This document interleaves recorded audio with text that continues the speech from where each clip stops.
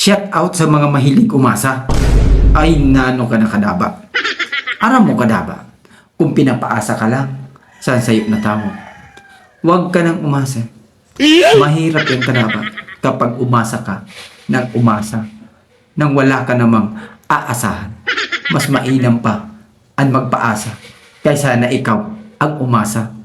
Aray ko, ano ba to? Ano ba yung kadaba? Na ano na ini?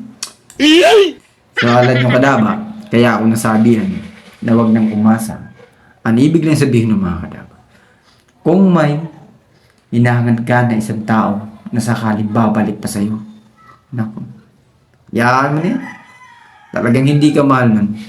Okay? Kung ayaw sa'yo, huwag mo na pilitin. Baubayan mo na.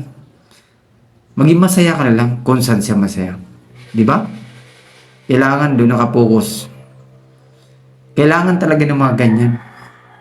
Mahirap talaga yung tipong masakit. Pero, kailangan tanggapin.